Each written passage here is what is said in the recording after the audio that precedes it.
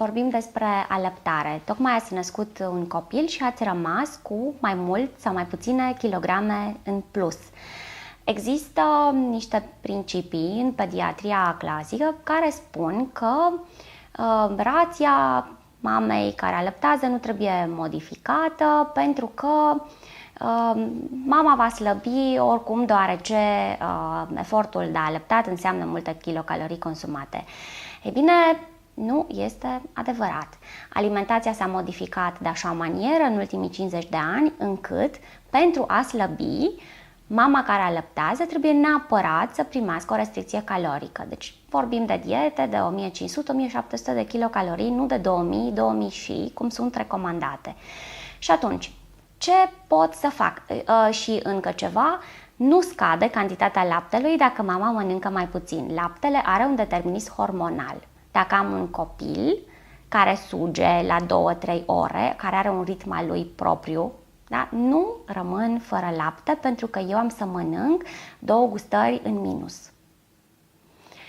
Și atunci, ce trebuie să mănânc? Păi, în primul rând, un mic dejun bogat dimineața, inclusiv în glucide, și vorbim aici din nou de cereale integrale, vorbim de leguminoase, vorbim de mămăligă cu brânză, vorbim de orez în lapte. Cam toate lucrurile pe care românul le mănâncă seara, le iau și le mut dimineața. Grișul în lapte, pot să fac o înghețată dimineața. Cum? Din lapte, din iaurt gras, împreună cu o banană lăsată la congelator de seara până dimineața, sau cu un mango, sau de ce nu mango și banană și măr sau un suc de portocale.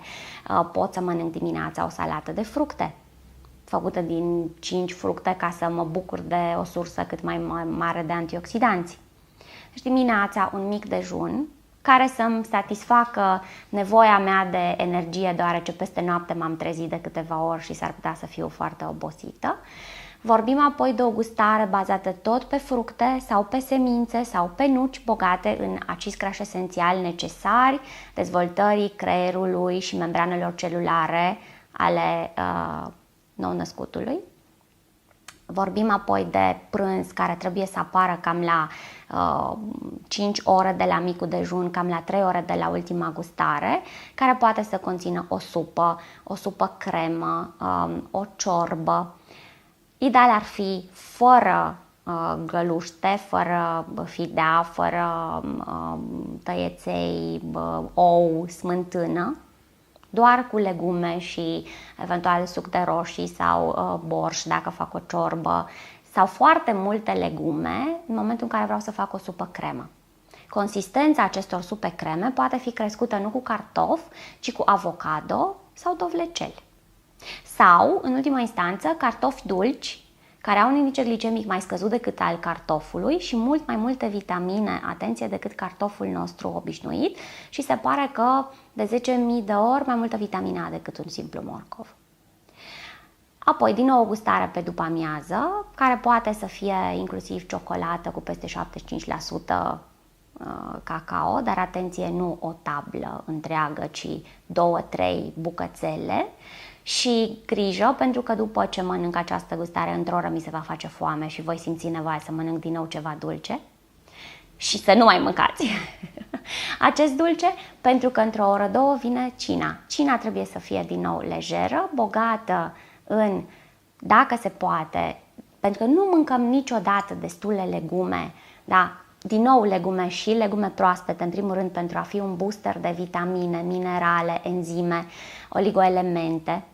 Dar practic tot ce este necesar în cantitate infimă, dar esențial pentru buna funcționare a organismului micuțului și al mamei, bineînțeles.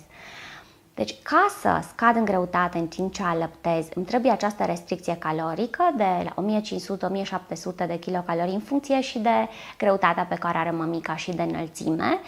Îmi trebuie să nu mai am niciun fel de atașament cu lucrurile dulci, glucidele rafinate și, bineînțeles, și cu băuturile carbogazoase.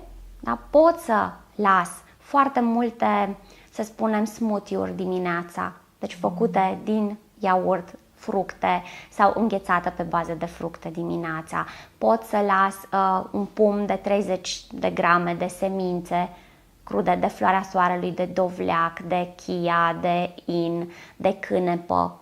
Da? Pot să las nuci, orice fel, nuci românești, braziliene, pican, australiene, macadamia, da, caju, dar în această cantitate, cum spunem noi, pumn zgârcit, 30 de grame, pot să las bucățele de brânză, 30 de grame de brânză sau 60, dacă 60 dacă discutăm despre o telemea slabă, da? Despre urdă, despre brânză de vaci. Da? 30 de grame dacă vorbesc de caș, de mozzarella sau folosim o telemea mai grasă.